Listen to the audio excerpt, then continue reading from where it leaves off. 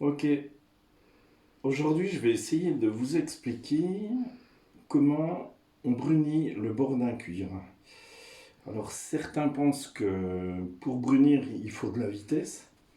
Moi je vais essayer de vous démontrer en fait qu'un truc qui tourne vite ça sert à rien, ça sert juste à brûler le bord du cuir. Il faut deux choses fondamentales. Il faut déjà des outils qui soient bien coupants parce que plus le bord du cuir est net, moins la finition sera pénible. Ça, c'est la première chose. La deuxième chose, c'est la qualité des brunissoirs. Il faut des bois très serrés. Alors, j'ai rien contre les Chinois, mais la plupart des outils qu'on trouve en Chine sont des bois blancs qui sont poreux et qui vont très très mal pour ce genre d'utilisation. Donc voilà, un bord bien coupé, un abacar, un couteau bien affûté et une bonne qualité de brunissoir. Donc là, je vais couper mon cuir.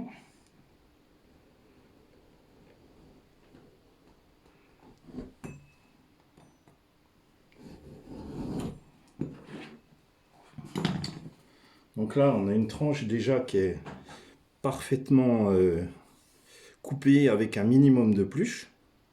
Ok. Donc j'abacarre les deux côtés.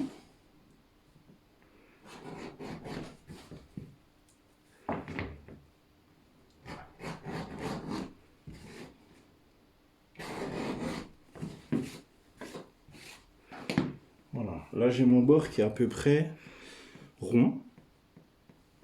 D'accord. Je ne vais pas le poncer pour vous montrer que déjà cette finition-là suffit à faire quelque chose de propre. Donc là, je prends une éponge qui est légèrement humide, hein, vous voyez, même si je la serre, elle ne pisse pas la flotte.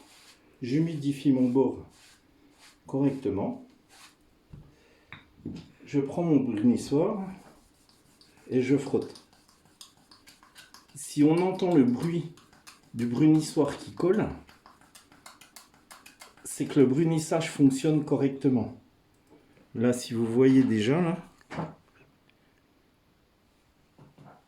je peux insister un petit peu. Donc je vais prendre une gorge plus grosse pour faire le bord de la tranche. Je vais pas super vite, je frotte pas comme un malade.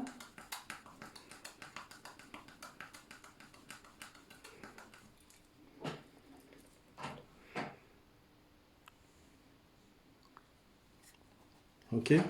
Maintenant, je vais vous montrer que même sur une partie concave, c'est pas la peine de frotter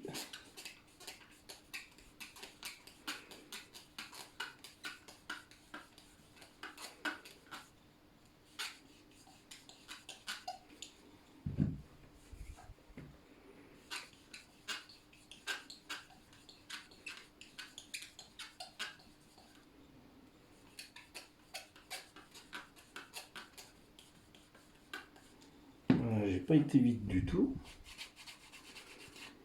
Et puis, si vous regardez, bon, il n'est pas fini, il y a des petites aspérités, mais j'y ai passé très peu de temps.